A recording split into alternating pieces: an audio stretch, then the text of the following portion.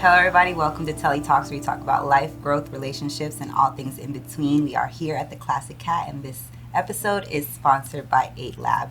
I have a very special guest with me today, actor, writer, producer, Sarunas Jackson. Yes, hello. How you doing? I had to pause for a second. I was like, hold on, let me think about all the things that he does. Father, brother, son. No, right? Like all that, so, yeah. Okay, so for the people that don't know your journey, tell us how you got to where you are today. How I got to where I'm at today. I'm trying to think of a summarized version. Do people usually like just full on? You know what's crazy? I feel like people come on and they start like, I was born here, I grew up here. And then there's the people whole that thing. just start from like their actual Yeah. why moment or their pivotal Yeah. moment. So it just depends on you. Because I'm everything that you say, I'm gonna be like, okay, this is where I could pick at. Okay. This is where I don't know, a touchy subject. I'll give you an outline. So where I will start was talking about my journey where I'm at now, especially with what I do, what inspired me, you know, like where the seeds were planted, and then how I actually got into it. That's what I'll do. Let's do it. Okay, all right, here we go. So, even though I'm raised in Cali in the IE Inland Empire, I was born in Philly, and my father's side is Philadelphia, right? And so Will Smith was a big deal. Will Smith and Allen Iverson could do no wrong to us as kids. So seeing him on Fresh Prince, that was the first time I wasn't understanding at like 5 that I was saying I wanted to be an actor, but I said I was like, oh, I want to be him. I want to be in that world. Like I knew that. He's from West Philly. That's where our roots are from. And then he goes to Cali, right? Right. That's literally my journey. Now, we ain't go to Bel Air, but Right. you know what I'm saying? But so that was my journey. I mean, that was my first inspiration. And then my mother, she worked a lot. Both my parents worked a lot. So a lot of times, you know, we even watching each other and stuff. You know, I'm one of 4. Are you the eldest? Nah. It's shout out to my big brother, cause Marcus Jackson's birthday's today. Oh, happy birthday. Which is, you know, Beyonce's birthday. So is my mother's. Happy birthday, Mom. Oh, happy birthday, Mom and brother. Yeah, so it's Marcus, Giselle, me, Sarunas, and then our little brother, our baby brother, Darius. So they worked a lot. My mom would feel bad on Fridays. She would get off as early as she can, not do any extra work because she's a workaholic. She would do the extra work, but she would get off and then race home and take me and my little brother to the movies like clockwork. It was like every Friday.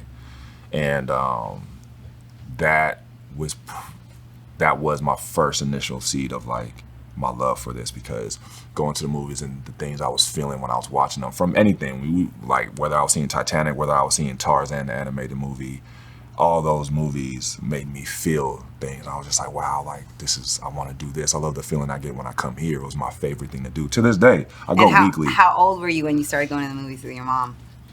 Yeah, like 5, 6, something like that. Or yeah, and then for sure when I was like, if Darius was like 5, then I was like 9, 10. We for sure were going a lot. Yeah, but that was definitely the seed as far as my love for film. And then my father is a very animated storyteller, and he uses his hands. He gets into the zone, the mood, the energy. He will be different people. And I think my love for like writing and structuring stuff and being very visual in my storytelling came from him. I don't think he knows that, actually. I should probably tell him that. Yeah, but that's dope. Yeah, so that's where it started. And then my big brother was the first one. My older 2 siblings actually got into entertainment first. My sister was on America's Next Top Model. Oh, nice. Right, she was in the very first season, and she made it halfway. Out of 10 girls, she was the 5th girl eliminated. And then she always was into dance. She did ballet. She wanted to act. She's actually a really talented actress. And then my big brother was the first one to actually say he wanted to do this, like be a director, producer, and stuff. And he majored in film and TV at Clark Atlanta. And that's where the first time I ever met Spike Lee was because Spike went to Morehouse and took classes at Clark as well. And my big brother was on the basketball team. We all played sports, not my sister, but all the boys, we all played sports in college. He was on the basketball team. Spike heard about him, wanted to see him play, went to the game, wanted to meet him afterwards. So we got to meet him afterwards. I was 13 years old, and I said, because he was like, and at that time, at 13, I'm probably like about 6 feet or something like that. Or I was 6 feet, and he was like, Spike not the tallest guy, you know what I'm saying? So he said, man, you gonna ball like your brother? And I was like, yeah. I was like, and hopefully be in one of your movies when I get older. And because He Got Game was seeing Ray Allen do that, Michael Jordan Space Jam, I was like, oh, I could do both. When you a kid, you think you could do everything. I was like, I'm gonna be the NBA, I'm gonna be an actor, I'm gonna be a professional football, whatever it is. I'll be a lawyer, whatever it is. You think you could do anything. So I told him that. And then when I was 25, he was the director of NBA 2K16, the story mode. Oh, wow. I didn't know that. Yeah, he did the story mode in that. And I was the lead character in that. That was like my first real job with Spike casting me in that. And in the audition room, I told him that story because I was like, whatever I could do to get this job, I was like, I'm going to get the sentimental value, all that shit. And so I told him that story.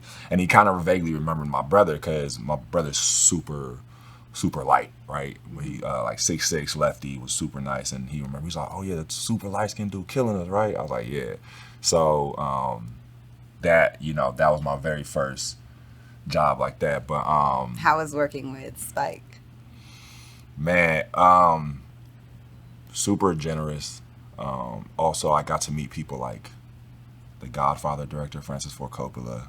Like I got to meet.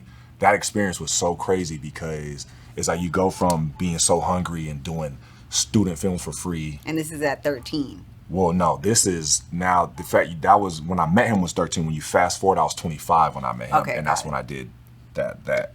But that's now I'm at that point. I've probably been hustling for 5-6 years or 5 years, like doing commercials and stuff, doing well with that. But commercials, and then doing commercials was easier because I came in as a basketball player, right? I was going to take advantage of that. I'm doing national commercials all the time, but trying to actually get into acting, like as far as a TV show or a film, that shit was difficult.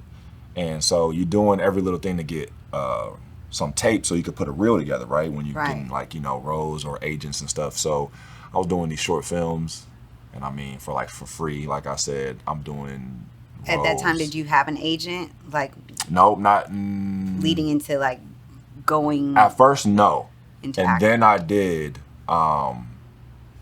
After so many commercials, some of these agents don't want a piece of that because you're making good money off that. It's like, all right. Right. And you were finding these all by yourself, like all these commercials, all these open castings, and all of that. Yep, my big brother worked for a guy named Paul Hunter. Paul Hunter, y'all know him. He did that D'Angelo How Does It Feel video, Michael Jackson You Rock My World video. All these, just a legend in the game, videos, right? Yeah. But he's also huge in commercial directing, and so he put me when Chris Paul got traded to the Clippers in 2011, 10, whatever. He put me in a commercial, a Jordan Brand commercial.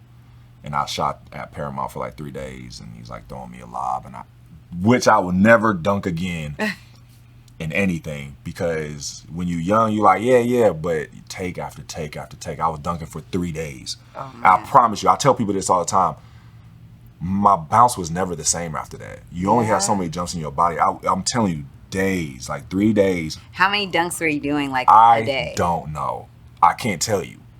I know. I feel like when my brother, I can't dunk. I'm 5'5", but when my brother used to play, and he would dunk, it would take literally everything out of him. 1 or 2 dunks If you're doing, I tell people, even when you're doing workouts, there's this workout where coach will put the ball down on, the hoops right here. He'll put it here, and then he'll put it there. You get the ball, you go up, dunk. He replaces it. You go get the one on the other side and dunk. You do that 10 times, you're spent. I was catching the lob for 3 days.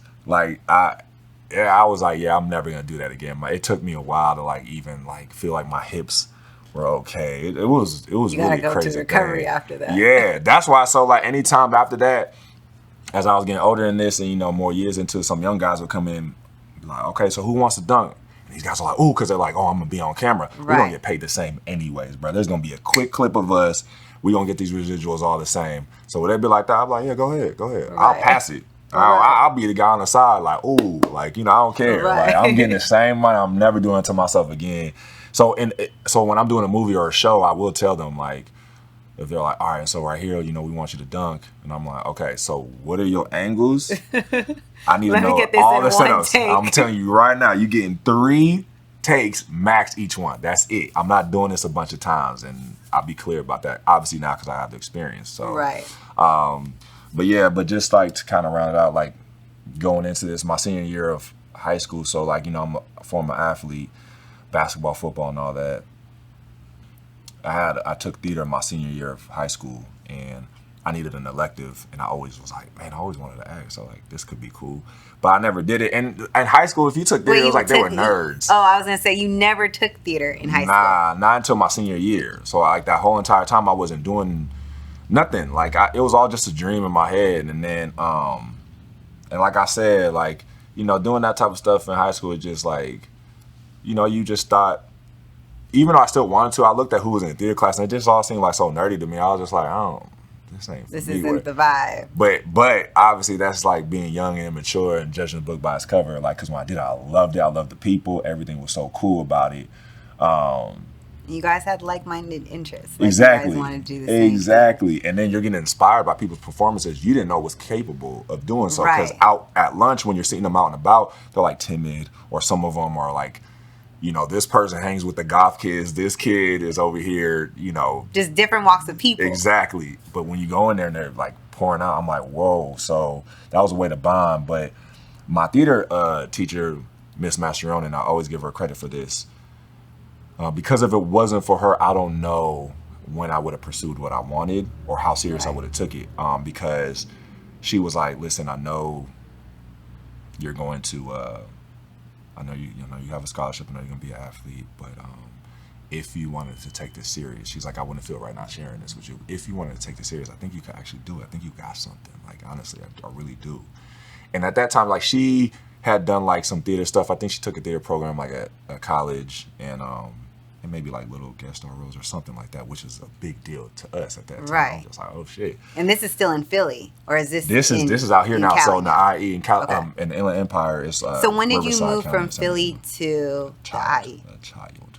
Okay. Before you were 5. LA. No, not before 5, but around that time. Okay, got it. But LA for like Pasadena. Okay. And stuff like that. I live in Glendora, so I know. Oh, okay, yeah. So, and then, bounce around a little bit, and then to the IE, and then that's where I was raised until like college and stuff. And so then when she told me that, it kind of was like, whoa, like somebody else outside of me sees it. You know what I'm saying? I was just like, damn, like for real. And I remember, my peers, like the other students would be like, damn, you're so good, whatever. But you just think it's your friends. You're like, oh yeah, thanks. And you say it back to them, right? But when she told me that, someone who was really educated in it, she knew her shit. She knew from Shakespeare to the modern day directors at that time, anything. Like she just could tell you, oh, you should watch this, or if like, oh, I want to do a scene like this, and she'd be like, well, if you want inspiration, you should watch this film, whatever. She was like, oh, like that. So after that, I remember being like, this is what I'm doing. Yeah, so I'm gonna try to do after that, you were around like what, 18? Yeah, I'm 17. 17, 18. Yeah. So when do you felt like that pivotal, like, okay, I'm here, my aha moment. Mm-hmm. This is what I want to do. This is where it's at. This is where I want to be. How old were you, and what moment was it be like, all right, I'm acting now? Like when I gave myself that permission, is that what you're saying? Or like when I felt like I've arrived? Yeah. I will say still partially in that conversation when she said that, it was really like no lie, I felt like this spark, just like this like light. An awakening. I was just like, huh? I was like, because you would say like, man, I want to act, and when you're around Nick, well, we can say curse. You curse. right. Well, you around niggas and shit, it's like, your boys and all that, you like, man, they're like, yo, big ass, you want to act, man? Hell nah. Like, shit like that. You getting told that. And also, when you excelling at something, people see you as that. You getting a scholarship. No, that's what you take serious, man. Like, you do that. Adults are telling you, now focus on this. Which I did and I loved still, but I always knew what I really wanted to do. So that, and then I think Was your dad like all for it, and your mom? My dad was. My mom wasn't.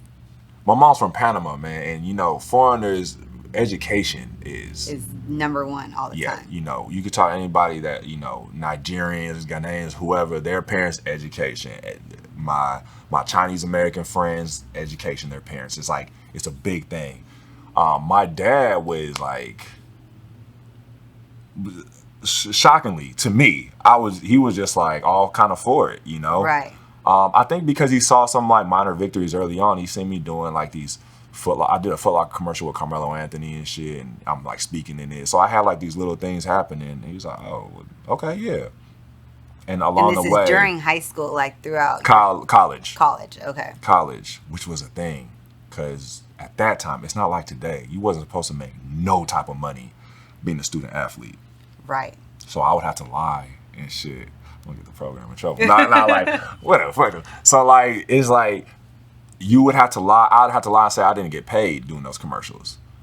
Oh wow! So even if it has nothing to do with like scouting or anything. So what it is because you are using your athleticism. Got it. To so get anything, compensated. yeah. But even though in the Foot Locker commercial, me and him are playing video games. Oh, so it wasn't like it wasn't even no hoop. So that was weird too. But NCAA just so whack. But at that time, for sure. I never understood that. Yeah, like, it was just. Why does the school get money, but the person that's making money for the school not get compensated? And the coaches is getting paid and stuff like that. It's just like, so for me. They cut that recently though, right? Yeah. Now it's different now. Yeah, for sure. Because if that was the case, then I would have went to a whole different school. Like right. But.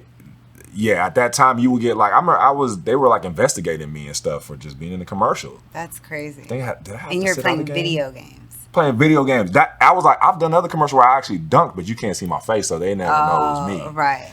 So that one, because it's me clearly in it. And you just felt like, I'm playing video games. I'm not showing my athleticism. I'm not. This was straight. Yeah. I know it's athletic apparel, it's a Foot Locker commercial, but I was like, but I'm not using my athleticism to get the advantage of this. So what's it matter?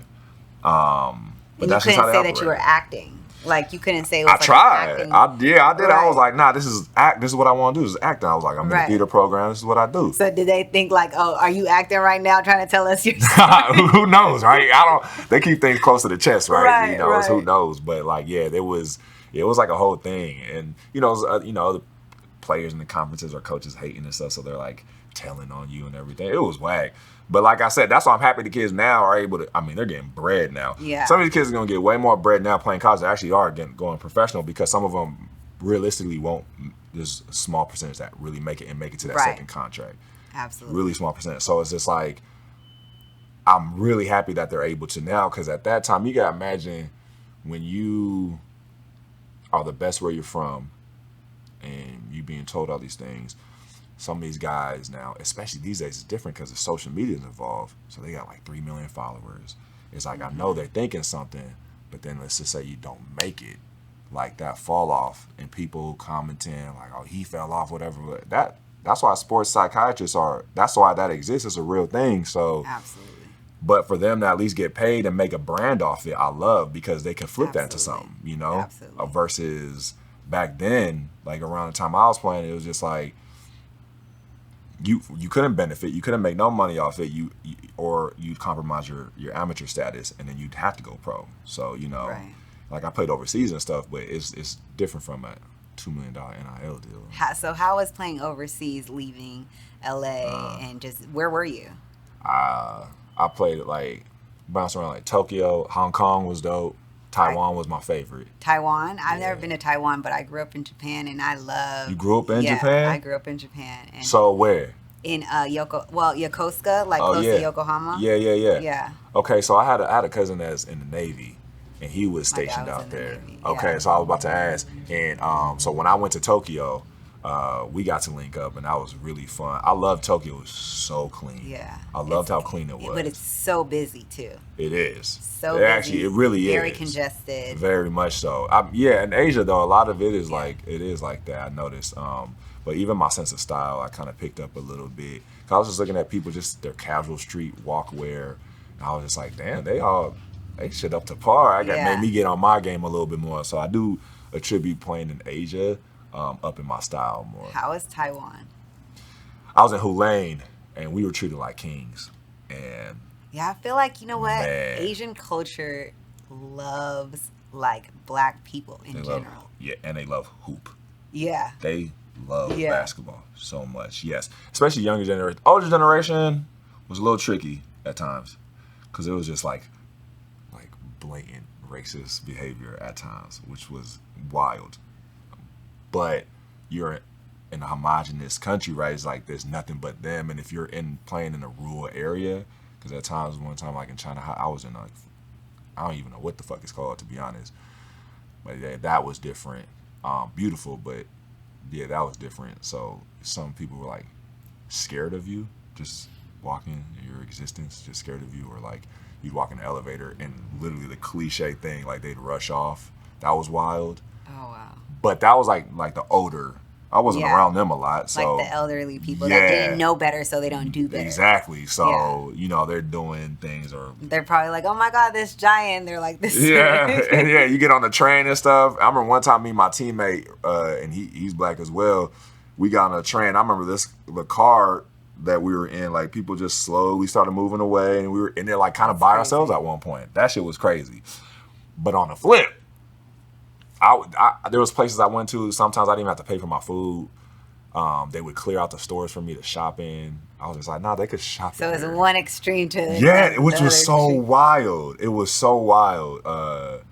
Yeah, that was different. And then, That's crazy. yeah, it was just, and just to manage that, I even interesting things like, there would be times like mothers like pawning their daughters off to you in a way, like wanting you to get with their daughter. Right. It was so wild. What? Yeah, like I'll be I taking couldn't pictures. even imagine, like, here. Yeah, come they were here. just Come like, on, baby yeah, girl. she's pretty and stuff. And I was just like, yeah, she is. Like, cool. What am I you supposed try to do? take a picture and then they putting them on your lap. I'm like, nah. No Yeah, it was way. wild.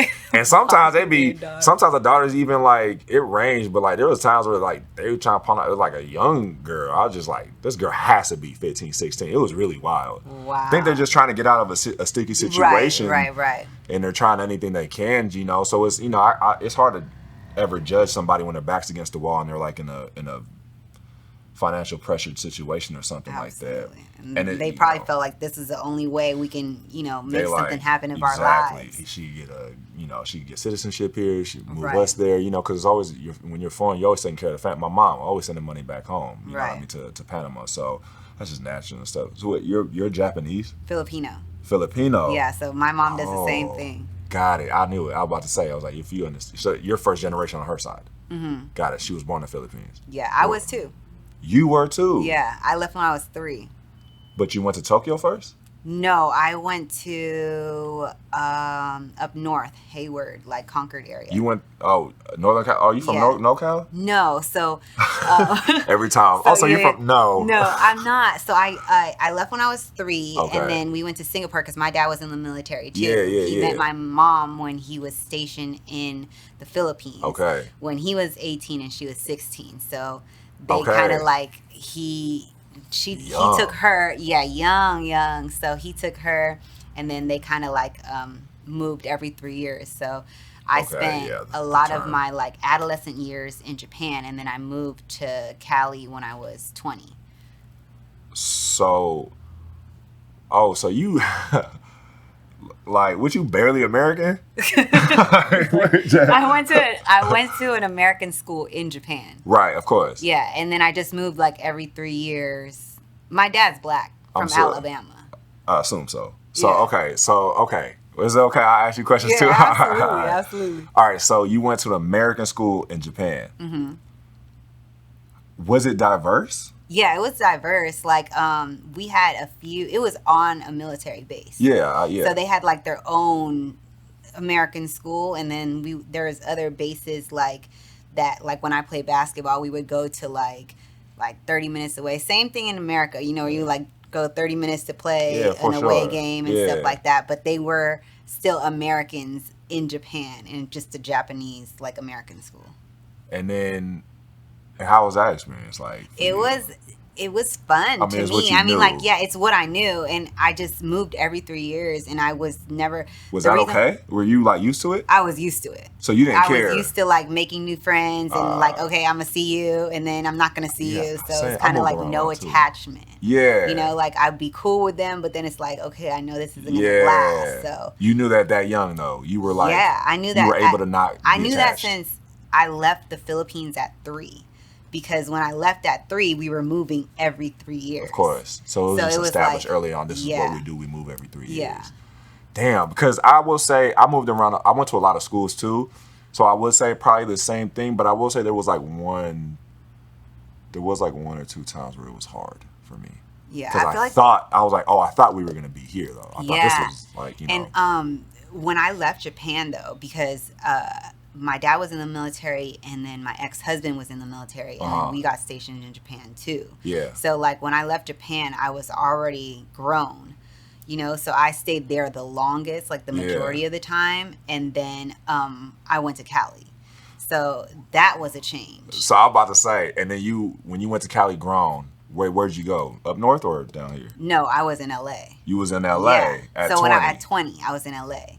And I was already modeling in Japan, and then I came to LA, and I was like, okay, this is like different. You know, the people are different in the modeling industry. Yeah. And the for people sure. in Japan are just like, you know, work. Like Yeah. Asians are work. Yes. And I feel like, with all due respect, you know, Americans aren't as like strict when it comes to working. Yeah. No, Asia's probably some of the most strict. I've ever. So I feel like here it's like, oh, we can model and be laid back and chill, and it's just not like, so hard or not hard on you, you know. But then I feel like as you get older, it's like, okay, you got to watch your weight. You're not tall enough, or you're not the look that they want. You got tattoos, like you know. Right. So it was kind of like, okay, now I don't really fit what they want, and it gets like in your head of like, okay, wait.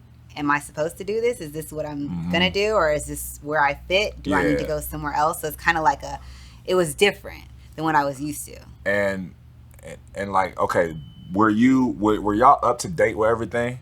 Like, so when you came here, was you? Were you dressing? I feel like fashion is different in Japan than it is. But again, I went to an American school, so like, you know, people were coming in. Like when I went to high school, people were coming in from America. So they like, let's say they came from Philly or they came from New York. So we would have that at our school. It was just like a big melting pot of different people around the world. Yeah. Like their parents just got stationed in Japan. Yeah, wow. You know what I'm saying? So it'd be like we'd have the East Coast like flavor, like swag, and West then the Coast Cali too. swag, and like the Midwest swag, or people would come with accents. I'm like, why do you talk like that? That's you know, funny. and then I go to Alabama and be like, you talk like a white girl, and I'm like, but I don't. I just talk proper. This is what I know. Funny as hell. So every time I would travel, they'd be like, where are you from? Like, hey, your daddy from Alabama. Yeah, my dad. You sound like it too. Yeah. Like my granddaddy from Alabama. Rest in peace. Can he say beautiful? Because my dad says beautiful. I know you're gonna hate me, Dad, but he wanted to have the R's and like stuff. Computer. He can, but he was very country sounding. Yeah. Before our family migrated to Philly, they were in Alabama, and so yeah, it was definitely got that twang. So you could tell when somebody's from the South. Man, heavy with him. Boy.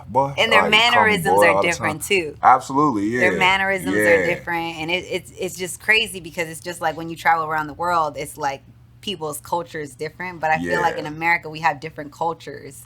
For sure. In different states. Yeah, wherever. Yeah, and wait, is that where you met? Deontay in Alabama? I actually met him in LAX at the airport. Yeah, that's a whole nother story. Yeah. Well, I needed what? 3 times. At LAX? 3 times. Damn, y'all had each other's travel itinerary? Right? That's what I said. But no, at check-in, I saw him from a distance. He's tall. And I just came. You said, ooh?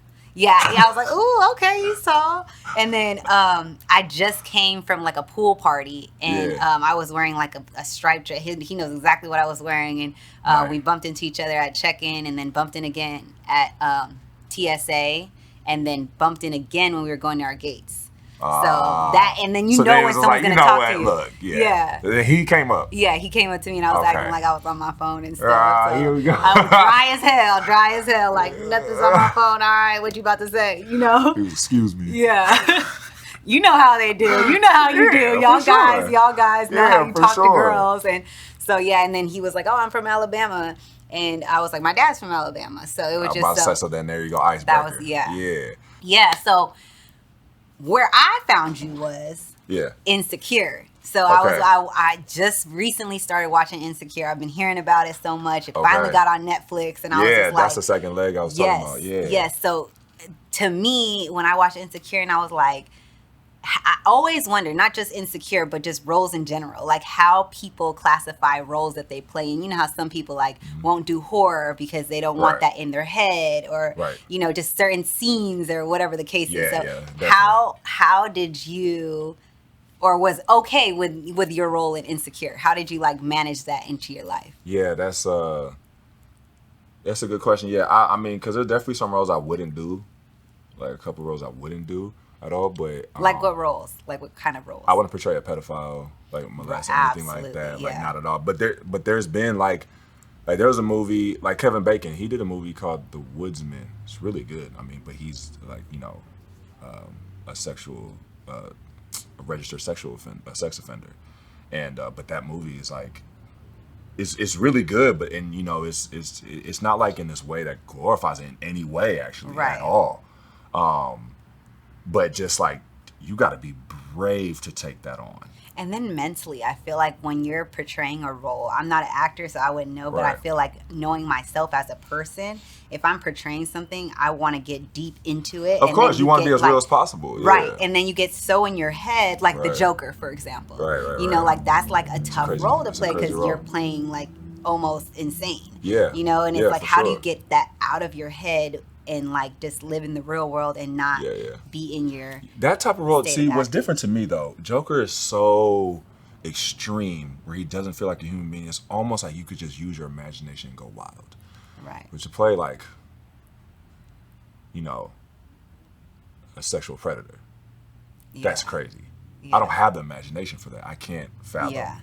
Like, you know, or even think that this is something that I would want to do, or of course, be like attracted to. Would even so like even I'm thinking even on film days, like, you know, you gotta, you know, it's like there's a scene in the movie where he asks, even just this, where he asks a little girl to sit on his lap, right? And I'm just like, dog, like, and you have a daughter to get in, so that's a whole nother thing, yeah. So I'm like, just to think to even be there on set that day and do that scene, I'm like, oh man, like I would just be so in my head about it. But I mean, like I said, Kevin Bacon, he's a legend. He's like, to take that on, you know, obviously he read the script and he knew that this is something you can't fuck this up. Right. You know, so like there's stuff like that. But like when it comes to like with the role of Insecure, what's crazy is, so like that role was supposed to be, I think, like 2 different characters. Then they combined it because shooting schedule got cut down a little bit. And when I got that audition, I was literally like weeks leading up to it, I was looking up Issa, Donald Glover, like Elena Waif, all these young black writers and creators, because I was like, all right, this is people in the realm I want to be in. Right. And when I was watching all the Insecure cast like interviews, I just felt so drawn to them, and I was like, and they tall. Jay Ellis like 6'5". You know, Yvonne's like 5'8", Issa's like 5'9", 5'8". Like, you know, they're not short. So I was like, oh, like they're not shy about tall actors. She has a brother that's 6'5" that she put in the show for a few episodes too. And I was like, so if anybody takes a chance on me, like it would be them. They would do it for sure, right? And so I remember hitting my agent up. I was like, yo, like whatever Insecure has, I don't care if it's date number 1, whatever, like bartender number 2. I don't care what it is. I want to be a part of this show. I love it, and I love what they're doing. I love the culture of it. And at that time, were you already like into acting? Like, yeah, I already did 2 Spike Lee projects. I did a show called Transparent that won a Golden Globe. Like I got a guest star on there. Then like a procedural show. Like, you know, procedurals are like, like, you know, NCIS and SW, you know, all that stuff. SVU. I said SWV. Yeah, like all those Law and Order, that's a procedural show. So I did a show like that, like I did like an episode on that. So I was just building my credits. But when I told my agent that, literally 4 days later, she's like, yo, you're getting powerful with this stuff. Like, she's like, I have a really good audition for you. And she said it's a recurring role on Insecure, and it was supposed to only be like 3 or 4 episodes or something like that. And then she said it. She's like, he's black and Mexican, and I was like, oh well, that's close enough. Right. I was like, shit, I could flip that. I was like, for sure. And then it said the open marriage thing. Now, what's crazy is at that time I was at the tail end of a relationship. Held on way too long. We were just trying things, and she had suggested being in an open relationship. Oh, so it was like going on in your real life. I was just like, does somebody know That's Issa so that's crazy. personally connected Right, to me? right, Being like, right. you should put this nigga in the show. Like, I was just like, this is crazy. Who set this up, and who knows my life? Exactly. So I was just kind of like, wow. And as soon as I read all that, I was like, he's black and Latino, the open thing, and I was like, this is mine. This is mine. There's just there's no questions about it. And so then also rewind like just years prior to that, in college I watched, her brother was in this rap group called Fly Guys, right?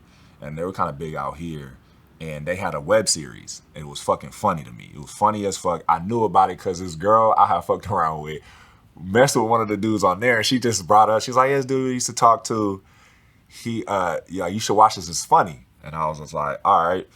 And I watched it, I was like, oh, these niggas is funny. And I would always see it directed by Issa Rae. And I was just like, man, I was like, when I get back home, I want to like get in the mix of this stuff. Like, I want to see how to reach out to them. And on the related videos, it said Awkward Black Girl. So I was like, what a great fucking title, Awkward Black Girl. What is this? Now, I had just had back surgery my senior year of college. Right. So I was like miserable. And I always contribute these things. The things that got me through this time was Prison Break, Breaking Bad. I love Prison Break. Yeah. Breaking Bad, Awkward Black Girl, and randomly Tori Kelly covers because she's talented as fuck. She can sing her ass off. And she from the IE. So I was like, all right. I watched all Awkward Black Girl, and I was like, this is so brilliant and different. I've never seen black people exist in this kind of space. Neither in the Fly Guys either. Because if you watch like Fly Guys was so ridiculous that I could see even stuff like when I watch Atlanta, there's like things in that I could see where I was like, man, Fly Guys was kind of like on this weird comedic wave early on. So I was so inspired by them. And I was just trying to figure out when I get back home, how can I get in these spaces and stuff. I was like, I'll just let it help out in any which way. But I couldn't find a way not at that time. Or when I did, I wasn't around. I was out of state. I was still hooping. So then, fast forward now, like I said, I get this audition. And like immediately I was just like preparing like this role was mine. So I'm just preparing everything. The audition process was crazy because I did this audition with this great casting director named Vicki Thomas. She's casted Quentin Tarantino movies, Spike Lee stuff, whatever, all that. And after my audition, I remember we had like this long conversation, which is like a good sign sometimes. She's asking about me and everything. I was like, cool. When I was walking to my car, my agent calls me. She's like, they must have loved you. You got a call back. And I was like, great. Next day, my agent hits me and she's like, okay, so there's no call back. At first, I was like, oh, what the fuck? And she was like, you're just going to go straight into the chemistry read. You're going to do like a screen test or whatever. A chemistry read. So I was like, oh shit, cool. So she's like, all right, that's this Friday. Great. I'm preparing. But sometimes I hate when there's too much longer time because you're preparing. I feel ready. Then I start getting nervous because now I'm getting too much time. I'm like, damn, like, all right. I was like, I'm not going to fuck this up. Like, this is like, I'm a 6'9" Afro-Latino. They're not writing roles for guys like me. It's just not happening. Right. So this was the perfect time to get in and have HBO, have the industry watch the show. Because you could be on a show that people watch. Like, I was on BET.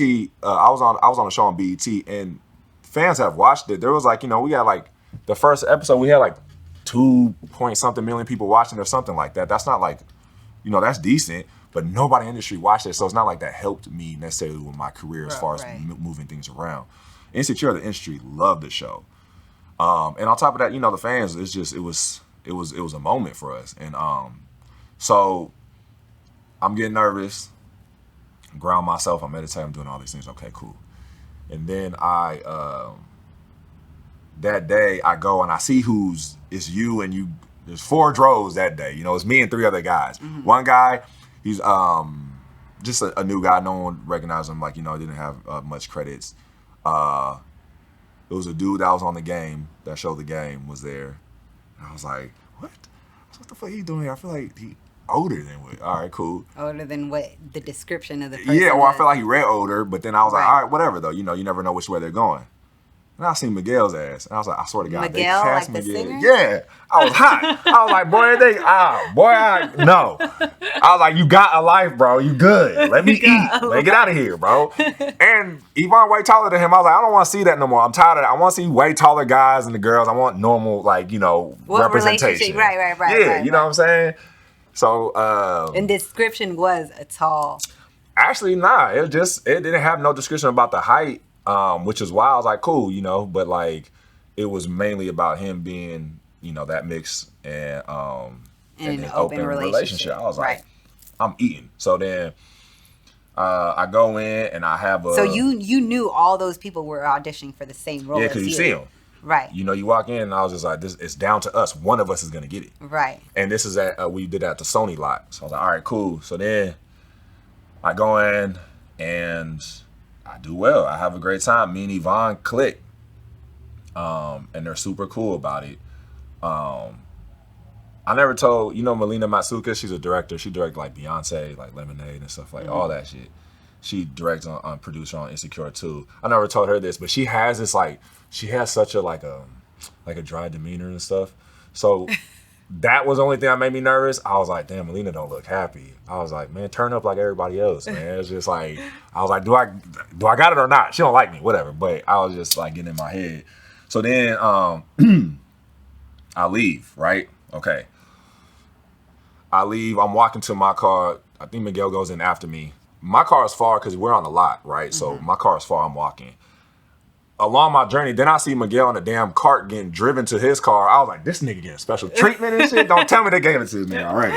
It's I'm Miguel. like, damn, I know. But I was like, we on the lot. Everybody here, bro. Right. This show's filming. Right. It's not like everybody's going to stop and come after you and shit. Right. I was like, damn. So I get to my car, and that's in Culver City. So I had to drive all the way to North Hollywood. I was sleeping on my boy Melvin Gregg. He's in Snowfall. He played Manboy in Snowfall. He's been other things too. Not Perfect Strangers. He's a good actor. One of my best friends, my brother. I was sleeping on his couch for free for like a year. I had to drive all the way to his apartment. And while I was getting there, I was getting off my exit. And my agent calls me and was like, yeah, so sorry, can you go back? And I was like, go back to Sony? And she was like, yeah, they want to see you again. I was like right now? They're like, if possible. So how long was the time frame from when you got a call from your agent until when you left? Like 35 minutes after. Oh, so you were like, all right, I'm done with my audition. I was about to go on by my day. Right. I got off my exit and she said, well, she's like, if it's possible, like if you have something to do, I was like, fuck that, I'm going back now. Yes, they can see me. I'll be there in 30. Click. Right. I got it right on the freeway and went right back. I go in there and now it's the casting director, Vicky Thomas, my girl Lay, her assistant and her casting associate. And she goes, yeah, so we want to do those same scenes again. I'm just gonna give you notes because I don't want to leave no like stone unturned. Just give you a couple notes, see what you do with that, and then we'll go from there. Now everybody left. Issa, everybody's not in there no more. Yvonne, they go back to working. So it was me just in the casting directors, right? Cool. I was like, all right, I'll do that. They gave me the notes. I do it. So what was like the notes that they gave you to change? I think they wanted me to be a little bit more. I think I played it more playful because I knew all the other niggas was gonna play it more like trying to like get her suave type thing. And my thing was about being in an open marriage. I knew that the audience is gonna hate him regardless because people don't like different. Right. If that's not what they would do, then they judge it. Yeah, which is fine. Like even if it's not for me, like there's some things I wouldn't do either, but I don't judge people if that's what they into. I'm like, all right, cool. But in the script, does your wife in the script ever know that like yeah, it was her idea. It was her idea. Okay, gotcha. Yeah, Okay, it's gotcha. actually So but she didn't like Molly was kind of like not with it, right? But your wife never knew you was messing with Molly? she did. Okay. Yeah, she did. And that's like a thing with audience too. Even though me and the writers of the show have confirmed it so many times, like people just don't, even when I say it, they don't believe me. They're like, no, you're lying. Yeah. Like I have to be lying. I'm just like, I'm sorry, but that's just not the case. The Gabrielle Dennis plays Candace Dro's wife, and she's the one that suggested the open marriage, right? Right. Cool. So we have that. And in their show, there's like little nuggets, like Molly calls Dro while he's with Molly one time, and he's like, "Yeah, I'm at Molly's right now," and it's the morning. Right. So it's just like, obviously she knows he stayed the night there. He wasn't home last night. Yeah. He says he's at Molly's. Like, but what she if he's knows. like, okay, I'm just meeting up with him. We got a meeting in the morning, not in the bed. If you call, if he not home last night. But it was just a little sub, where it's like he wasn't home last night. He could have been out with the guys, and then he came to Molly's in the morning. No. But I'm just saying. Thank you for, you got to play devil. These are the questions you got to answer. It's just one thing I like about the good TV shows I like is that we're not going to spoon feed you. Right. So if it's up to your interpretation or not, but this is what it is, and it's good because characters might behave this way. Like, it's good that, like, some people like me are like, no, like, she knew. And there's some people like, I don't know, though. Like, that's conversation. That's good. Yeah, so, absolutely. It's more like, leave it up to your imagination. Like, exactly. where does it stand? Like, your interpretation. Yeah. But the thing is like, well, so to go back to that, I knew that to navigate this, I was like, I need to play this, like, character. I want the friendship to be such a value because people are going to hate him anyway. So I don't want to lean into like, I don't want to act like a dickhead or anything like that. I don't want to be too suave because when you try to come off too strong like that, that comes off like you sleazy. Yeah. So I was trying to avoid all that. And so that was important to me. So I played it more playful, but then they wanted me to play in that time just to see. Sometimes they give you notes just to see if you could take direction. Right. And so I was like, all right, cool. They wanted me to play more like like I was trying to like charm her up a little bit more, I think. And so now you see the range of me being playful with it, and joking around, making you laugh, to now me kind of like, trying to charm her up. And so there was like that range of that. And so I do it, have another good conversation, great. I leave, I'm walking to my car again, it's this far walk, so cool. I'm looking, and when I'm on studio lots, it's like a playground for me. I'm like looking around, I'm like stealing snacks and shit like that from people filming and stuff. Like Ray Donovan was filming that time, so I'm trying to see if I could see like Lee Schreiber and shit. I'm like, oh shit, there you go. Right. And so like I'm walking to the car, I get to my car, I get a call again, and now this time it's not from my agent, it's from Vicky Thomas and them, and then she's like, sorry, one more time, can you come back? So that was the same day, or like this is the same day. So now I'm walking to my car, and I'm like, all right. So this time I don't make it in though. Thankfully I don't drive out yet. I'm still there. So I'm like, all right. So I was like, okay, I'll walk back. Well, my agent had called me first, and I was like, man, these niggas better book me after this now. Right. I was like, I ain't never done this in my life. So all Right. right, cool. So I hang up, and then that's when Vicky was like, one more time, so sorry. I was like, okay, it's all good. I ain't got nothing else to do. I'm over here trying to get a career. Right, so yeah, let's do this. right. I go back. Now they gave me new scenes, brand new scenes, right? And they're like, so, all right, we're just going to do one more thing. At this point, she's basically telling me, without telling me, that I'm her favorite, and she's trying to like make me a priority Yeah. and to convince them that I am the choice. Yeah. So And this Vicky's is my who girl is for her? life for that. Vicky Thomas, that's the Okay. casting director. So that's my dog for life. I love her. So then I go over this. Now at this point, because I did that video game with Spike Lee, I can memorize pretty fast now, because when you're doing video games, you have options, right? So let's just say you're playing your player that you created in the story mode. You have to commit to a college. So I had to do like all these speeches for different colleges that you would select, just in case you would select them. And I remember on that day, there were some colleges that backed out and said, no, you guys don't have our permission. And so they got permission from other schools. And on the day I had to film, I had like 8 schools and 8 speeches I had to memorize on that same day with no preparation. I was just like, but you just do what you got to do. Right. And you don't realize what you're capable of until you're in that moment. And I'm like, how am I going? So I'm doing it, and I'm memorizing way more than I thought.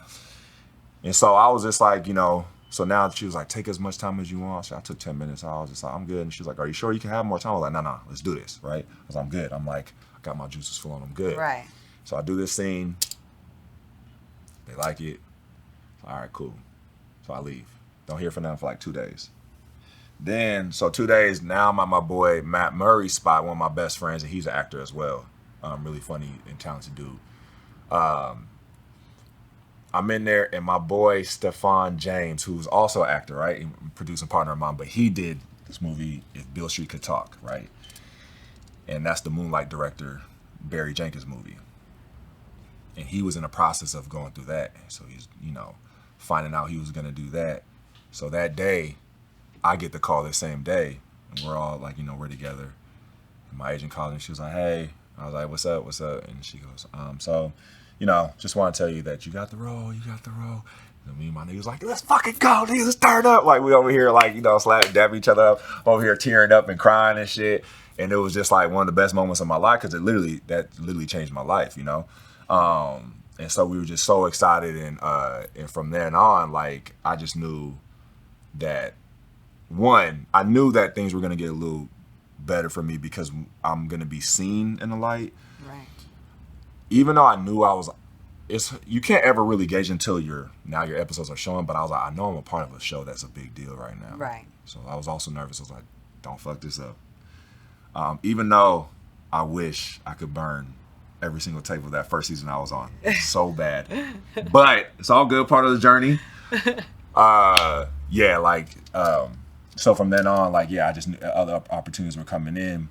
And, like, when it comes to stuff like that, like, I was never shy or nervous about, like, And you weren't in a relationship offset at that time. For a little bit I was. And so how is that? Like, I've always wondered, like, how actors or actresses take that home, like, oh, I got, a sexual scene or a kissing scene. Yeah. And, like, how are you okay with that? Even though you're acting, you're still doing the act. For sure.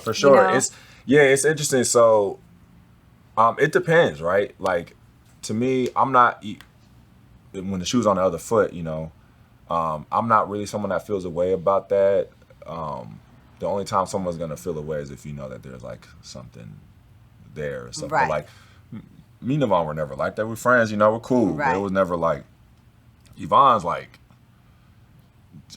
she's religious and she's like a virgin to this day. Like, hey, ain't nothing gonna happen there. Like, it's just right, like, Right. So, but yeah, when it comes to that, it's just all about how secure you guys are in y'all relationship and the trust. And to me, that's always the most important because honestly, when I got the role, there was an issue. It's like when I booked it, there was like a whole thing about it. So, like I said, we're on the tail end of our relationship. It wasn't gonna work out. And she knew what it consisted of.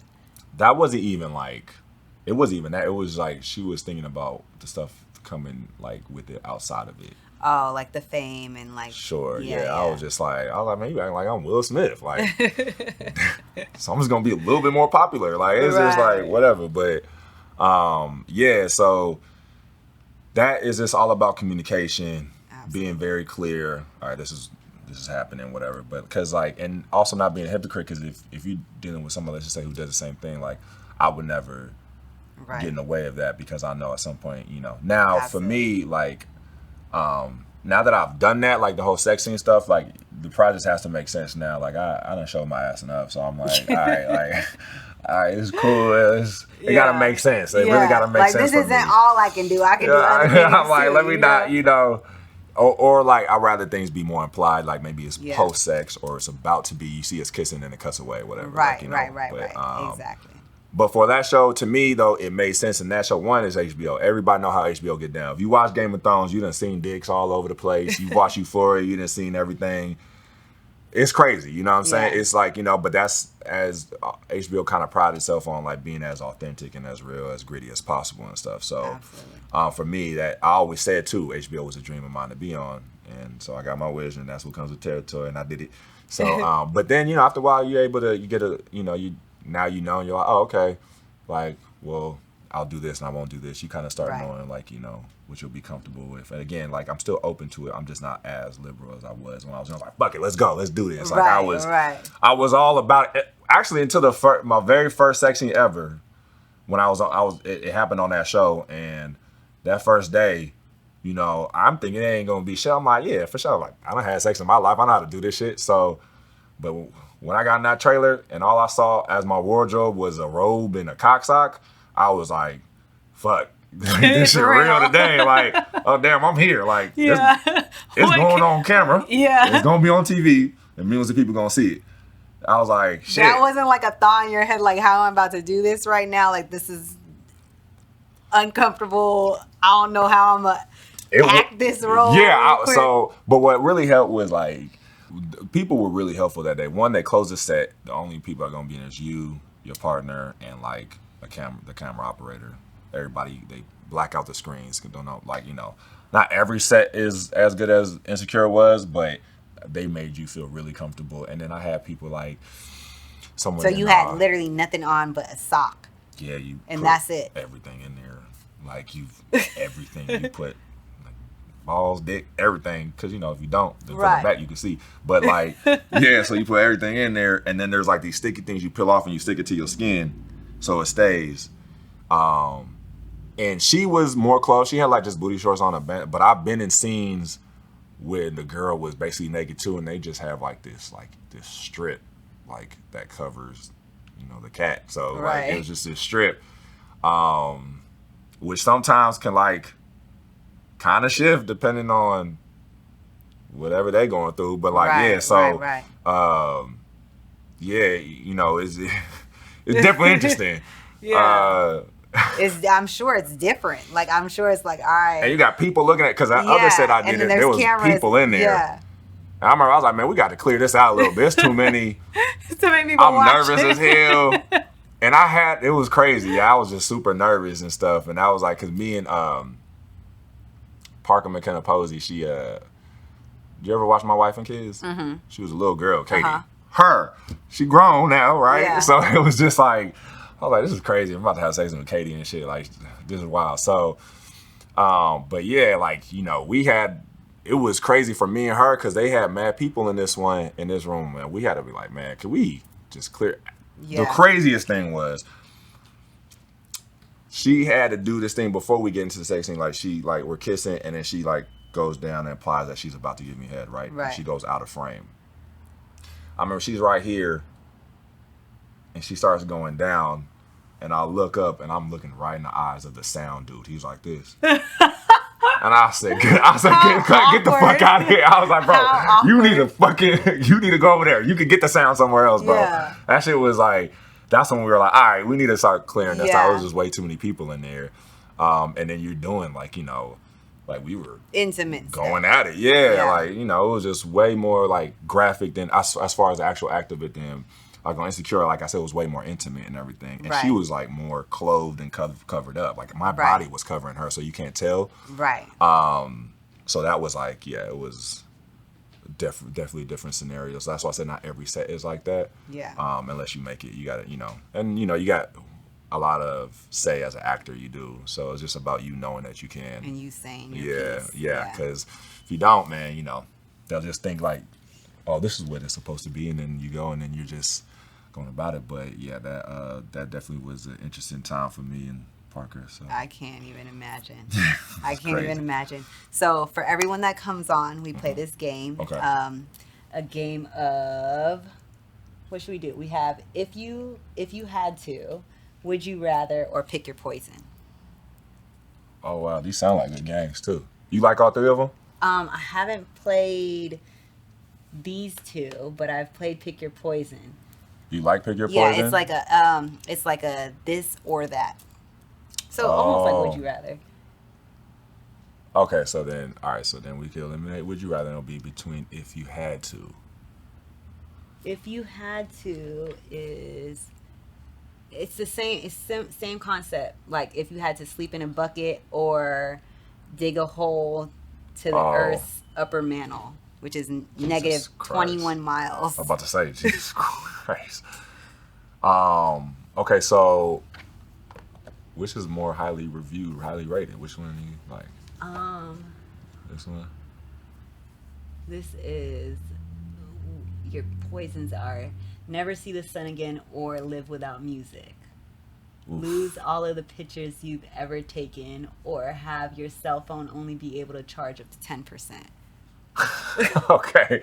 And then what's the examples on the back so I can gauge it? Is be able to take back anything wrong or embarrassing you say or hear any conversations that's about you. Let's do that one. Okay. Yeah, I like those examples. See, I'll play better. with you too. All right. So you just get in the hot seat. Okay. Dang, why it's so tight? Probably should open this before I came. Tragic. I wasn't thinking. Okay. We'll cut all this out. But okay, so I'm gonna give you a half a pile. Okay. Or wait, here's a little bit more. And you could pick from there. Okay. I'll pick from here. All right. So we'll do like what, 3 each? You want to do 3 each? Yeah. All right. You go first. Okay. All right, let me just grab these 3. All right, would you rather be stranded on a deserted island alone or be stranded on a deserted island with the last 3 people you sent texts to?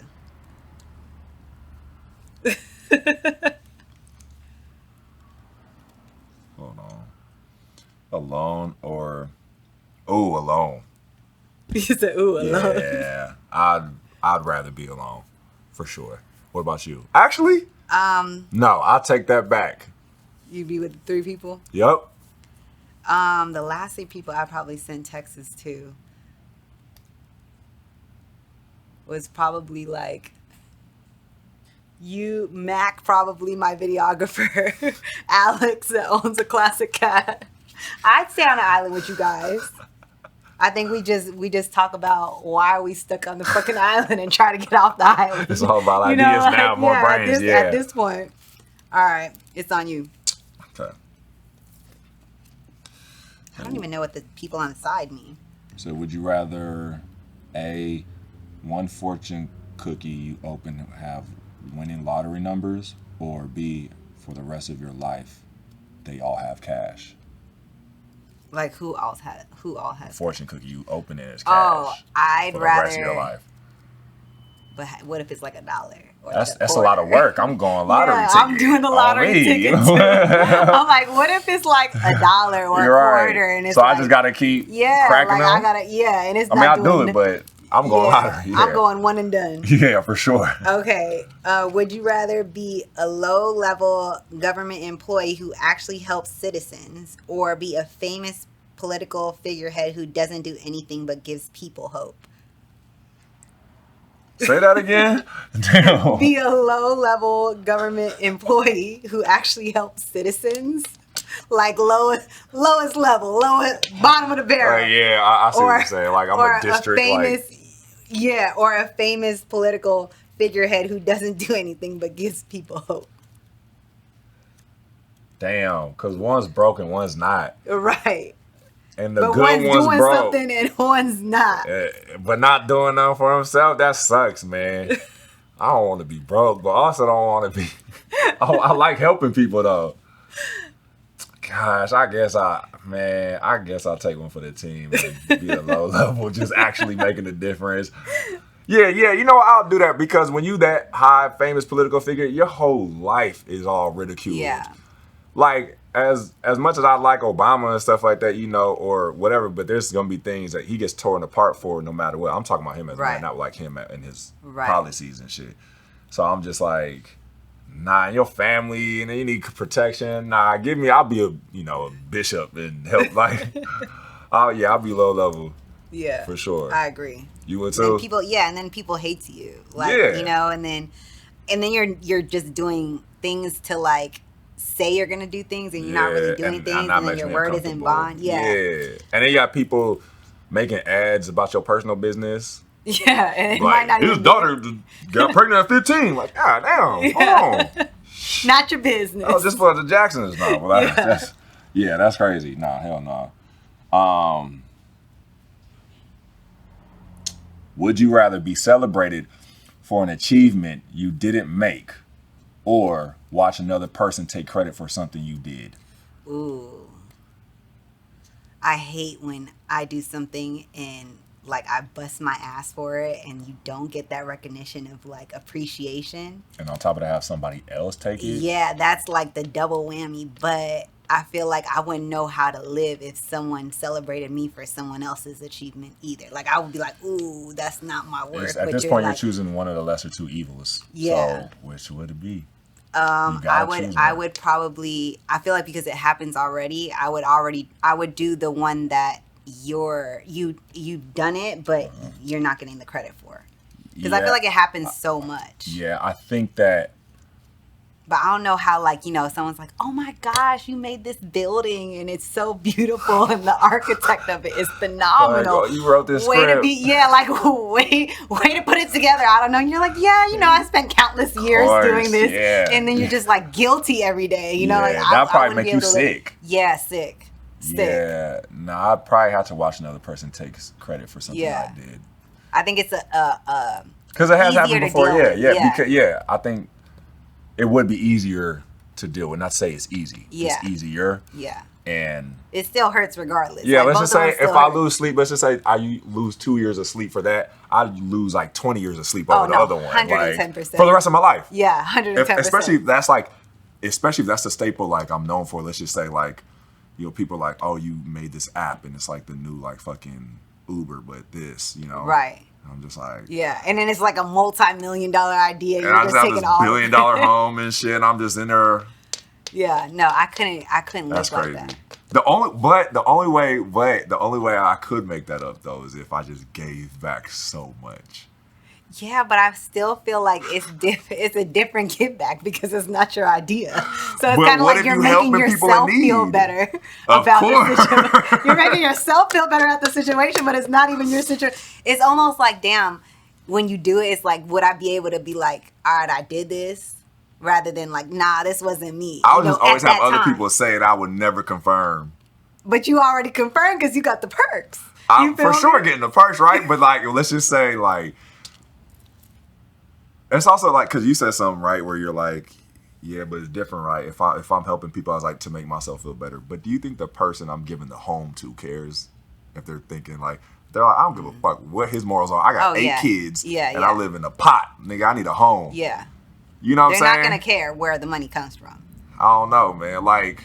But it's like you as the person that's taking Kodak credit. Black care that Donald Trump took him, like who Donald Trump is? He don't give a fuck. That nigga out. Yeah, some people just don't have those morals or like standards and stuff like that. So it just depends on who you are. For sure. But yeah, like, no, me too. I would just keep giving. Like, when does it feel better? When does it feel better? Never does. It does, right? If mentally your head is at that point of like, I can't live with this no matter what I do, I would be that person. Like, I overthink everything, so it's like I wouldn't be able to get past that point of like. I'll just live in another country, like out the way.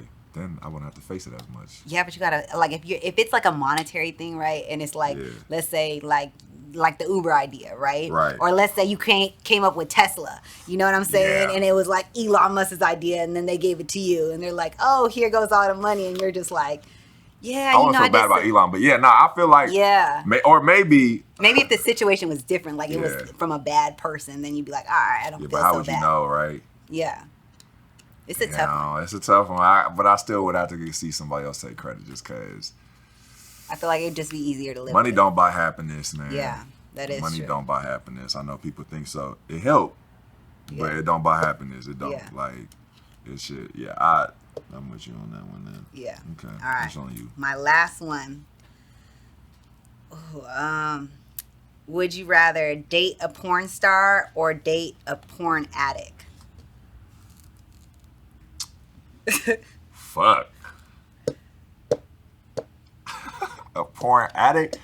I feel like that shows up different with men and women though. Because if I dated a woman that was a porn addict, but I don't want her desensitizing herself. She's gonna be on the ones and twos all day. You feel me? Like, I don't know. I'm crying. Cause like, you know, as a man, if you're addicted to porn, like your erection isn't as hard and you have like a low sperm count. I remember like looking this up because I thought like Kurt Franklin's addicted to porn, like when I was younger, and I remember looking up porn addiction.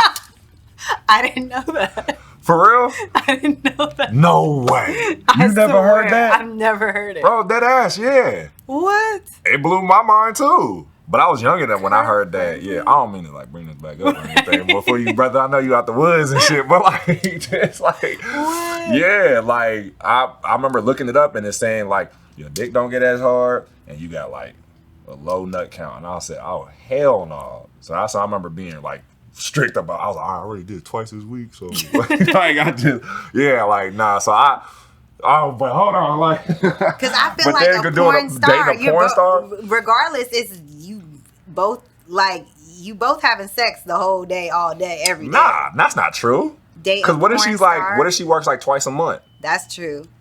I'll just have boundaries. No gangbanging. I'm gonna let you answer. That'll be my boundaries. No, I'm going porn star. Yup. You know why? Because I'm telling you, you get desensitized and like let's just say you having sex with your man, his shit not getting up or anything like that ever. If I'm having sex with my girl and she don't feel she bored and shit, fuck that. Sex is an ego boost for me. I'm not about to have you fuck my mental up and shit and I'm just leaving like driving a car like she didn't even blink when I did that. That's my specialty. Like, I'm not doing none of that. Like, I'm not doing that. Nah. I'm going porn star. Fuck it. I'll be like Jimmy Garoppolo. Yeah. Porn star over porn addict. Yep. Yeah, I just feel like, if I'm a woman, so I have an inside. So, you can only go so much inside to where it's like, I need a break. You know what I'm saying? Yeah. I need to rest for a little bit. You know what I'm saying? And I feel like a porn star, I don't know how I would be able to like, yeah, you gonna get it right, but it's like, are you gonna want to even do it if you're doing it all day anyways? But what if he works like once a week or twice a month or something like that? It's just a work schedule. You ain't doing it all day, yo. You got these crew for a certain amount of time. You got to pay these people. Like that is true. So like, but you're right. There's the gangbangs. There's the. I would just have boundaries. What would if you're dating? Well, what's your answer?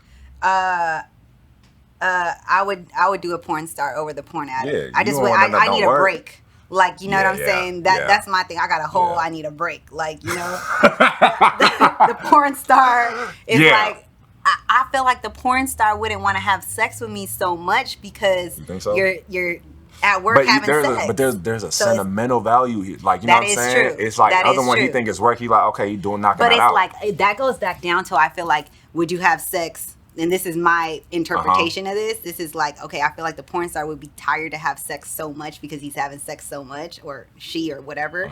And they come home to you and it's like, damn, now I gotta have sex with the person I'm with. I just came from work because I'm I wouldn't say a chore, but I feel like it's like you tired from work and now you gotta come home. Well, first of all, I wouldn't want it that day anyways. I always say like my boundary would be like 2 days to air out. But that's my point. So it's like the porn star is not having sex as much as the porn addict is having sex too much. So it's just porn like addict is doing it all the it's time. An addiction. Yeah. All day. That's what I'm saying. I need a break. I probably was a porn addict when I was like 13. Yeah, I feel like I was going ham every day as a kid. Yeah, I would need a break. The porn star, I just feel like the porn star would have sex with you less than the porn, obviously less. Yeah, so there you go. But then I don't want to have it too less because you're at work doing it so much. You feel me? But then it's like I don't want it too much. I just want that median. So who's gonna give me the median? Is probably you know what I'm porn saying? star, because you look the porn addict.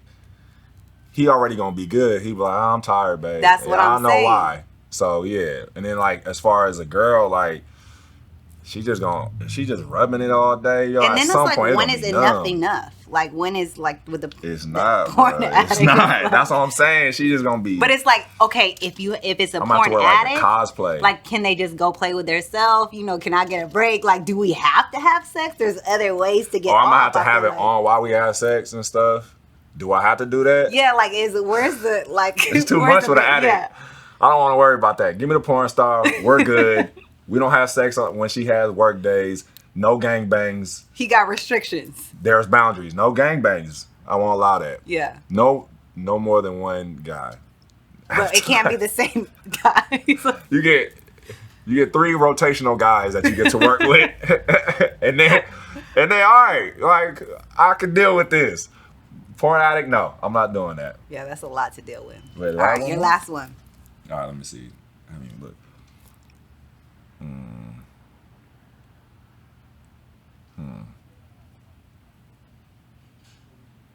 Actually, I wouldn't do who rather. I've always asked people why, but when people ask you what superpower you would have, do you know which one you would have? That's tough. Like I used to think I would want to read minds, but then I'm like, ooh, I don't, because that's a lot of minds to read. What Women Want? Yeah, exactly. After that movie, I changed my mind on that, because it's like you're hearing so many different thoughts from so many different walks of life that you're just like, shut up, stop. Just be like this. Yeah, like crazy. I feel like if you can pick and choose who you can read, then that's different. And like you have a mute button that you can kind of like turn it off. I don't want to hear it today. But what do you want to know? So bad, nosy. Not. What do you want to know? Like, why do you need to know what they think? Like, you know, without even asking questions. Like, what do you want to eat today? Or I don't got to sit here and play guess. You want it for the most basic. What power do you want, Telli? Like, give me some. You over here. I don't know what I don't want to guess what you want to eat. I don't want to think all the damn time. You know what I'm saying? Like, like for my kids, for my man. You know what I'm saying? Like, okay, like what am I going to ask? The kids thing is tricky though. Yes. I can only imagine like if my daughter's like 17 and I'm like, what's she thinking I about? I have a 17-year-old son, and I found like a condom in his room, and I was like, how am I about to handle this? Like, what were you thinking? That's like, good. You know what I'm saying? But then I don't want to know what you're thinking or what the incident was or how it occurred if I'm able to read your mind. So it's like if you Did he get in trouble? No, it was like an initiation thing for Deontay. So it was like, you know, oh, he's a man now. And I'm like, no, this is not how, this is not how it's supposed to go down. You know what I'm saying? But the conversation with my dad was way different than my mom. Yeah. I think my mom thought I was a virgin until I was like 21. But 22. I feel like it's different for a girl than it is for a guy too. You know? Yeah. So that's the tricky thing. I've already accepted at some point in her life. I'm like, I also want my daughter to feel comfortable to come to me, because then she won't feel the need to hide. So if she ever gets a sticky situation, like she could call me. But it's hard as a kid, I feel like, to approach your parents about that type of stuff. I'm just trying to, like, you know, let her know. It's just, even those conversations, I'll be like, okay. It's very uncomfortable and awkward. What? Yeah, like, and she was just I got my superpower. Oh, go. Count good. Numbers. Now, here we go. Count numbers? Yes. I would want to learn how to count numbers. You want to be high functioning Asperger's. I want to win the lotto. I want to play blackjack. I want to do all of that. That's what I'm going to do. That's dope. That's what I'm going to do. Okay, I get that.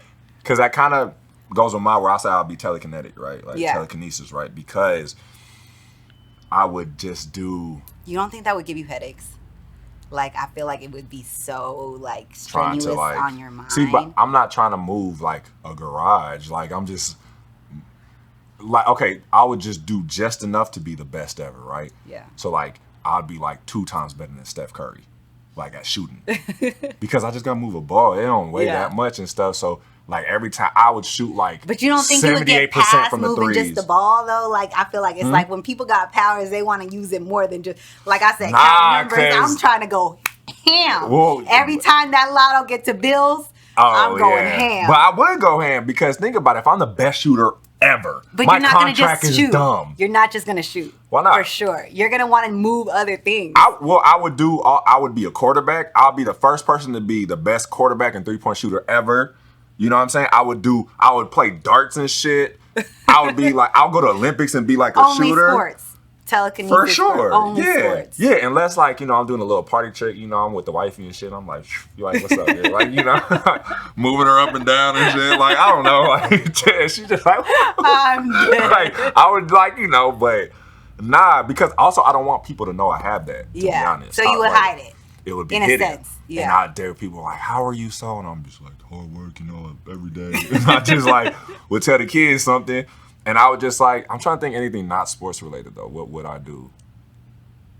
Oh, if I'm home by myself, the way my house would be cleaned, I'll just be sitting down. Like, I feel like when, excuse me, if you have something like that, like eventually you're gonna get bored of like the little things. You know what I'm saying? Nah. That's a villain origin story. I'm not a villain. I'm a hero in my story. I'm not a villain.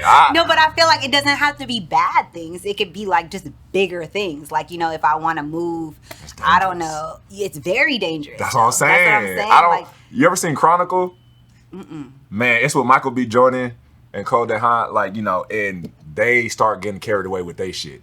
Yeah, I feel like I feel like as humans, we're never satisfied. You think so? You know what I'm saying? I'm not a greedy person. But like, okay, for example, right? If you see it working one time, you're not going to shoot it in the basket just one time. No, that's why I said I'll be the greatest ever. That's what I'm saying. But see, I'm taking it out in a controlled environment in an arena, right? I'm doing all this, and that's why I keep it. But it's still not fair. It's still not fair to everybody, It's not fair. else. But I'm not putting nobody in danger because it's just That's a ball. true. That's all I'm saying. I'm not gonna put nobody in danger. Is what I'm saying. But it doesn't have to be dangerous. It can, or put someone in danger. It could just be like something like, I want to move a building. I don't know, but that's in a super safe way. How? I don't know. What's the safe way? It could be. I'm gonna be ripping it out there as soon as I put it down. I don't know engineering construction, right? So as soon as I put it down, let's just say this shit start tipping over. Now I gotta stand there the whole time until this shit get fixed. But what if with your ball it doesn't go actually in the basket? It's going in. What if it hits somebody because you don't know how to use your powers? Then I suck. Well, I would like get the Mr. Miyagi of this stuff, who that is. I would just be training all day. I'll be on a court. I'll go somewhere secluded. I'll be on a court all day until I'm getting it right. I'm like, shoo, with my mind. And repetition. It's just like getting your jumper right. Well, now I'm getting my telekinesis right. And then I'm the best. I'm shooting and I wouldn't be like 100%. I would still miss sometimes though. At that point, then I won't use my powers. I'll just all right, let me just shoot deep. I was like, okay, cool. And I'll just shoot it myself. So obviously, I'm going to miss sometimes. Cool. And then the times, then I'm like, all right, I missed 2 today. Now let me make 13 in a row. Then I would just go crazy like that. And I'll shoot 78% from 3-point or something, something ridiculous that's ignorant in a way, but not 100% where they're like, oh shit. And maybe when I'm open one time, I'm wide open, I'll miss it and people be like, what the fuck, he missed? Shit like that. And then I'll just and I have a $300 million contract for 4 years and shit. I'll be making soccer money. So telekinesis is your thing? Absolutely, all day. Yeah, for sure. I would feel like that would give me a headache. You think so? Yeah. Well, I don't know. In Chronicle, though, they be their nose be bleeding. I don't know how true that would be. Yeah, it's just how. Because then that was every time I shoot and now my shit bleed. I'm like, damn, I'll be playing like this. Or I have things plugged up in my nose all the time and shit when I play. That was suck. That's worse than goggles, nigga. They're gonna know what's going on. Yeah, exactly. And you're not gonna know. Yeah. Nah, that. But I still would do it. That's my power right there. Telekinesis. There's too much with the other ones flying and shit. Fuck no. You know how cold it get up there? Yeah, I'm not doing that. I wouldn't want to fly. And then teleport. That's how do you practice to be good at that? Yeah, and what if you can't go back to where you I gotta keep bouncing around until I get as close as possible. No, or fuck time that. traveling, I wouldn't do that either. Hell no. What if I accidentally tripped into slavery and shit? Ooh, no. And I'm just a house nigga now, and I'm just damn, I need to get out of here, and I'm a shadow. I'm not doing that. Not doing it. And in superhuman strength, I get mad one day, a nigga does something disrespect, my daughter, and I hit him, he's dead. I'm in jail forever. No. I could get out because I'm super strong, but still, it's just a headache. I gotta keep running. Yeah. I wouldn't know if I would even want a superpower, to just deal with something that, Uncle Ben, with great power comes great responsibility. Yes. And so, but still, I still would do, I'd be telekinetic. Or be like Luke Cage where my skin is bulletproof and I'll go to the hood and press every nigga and shit. Where are you from? I don't give a fuck. Fuck your hood, nigga. And then he shoot me and I'm just standing there and they get freaked out. That would be fun to me. Okay. Just, and then I would end gun violence in neighborhoods and shit. I'll be going around shoot me, watch. And then break all that shit. Yeah. I'd end it single-handedly. Superpower is definitely hard. Yeah. Definitely hard. That's too much fun. It is. But still, telekinetic. I'm not with you, but I can see your vision. Be the greatest ever. Steph Curry would be a far second. Tell everybody where they can find you. Yeah. What you got going on, coming up, all that good stuff. Sarunas Jackson. So my Instagram is RoneJay, RoneJae. That's with everything, every social platform. I can't tell you about future stuff right now technically because we're on strike. And I can't talk about that stuff, which is whack. But as far as past stuff, if you want to rewatch Insecure, it's on Netflix now. Yes. Good Trouble, you could watch it on Hulu, freeform. So yeah, those 2 things I would say, for old stuff to catch up on. But as far as new stuff, I got good things cooking. I got dope stuff coming out. I really wish I could talk about it, but I don't want to get in trouble. It is what it is. Make sure you guys tune in to everything that he has going on. And that is it for Telli Talks.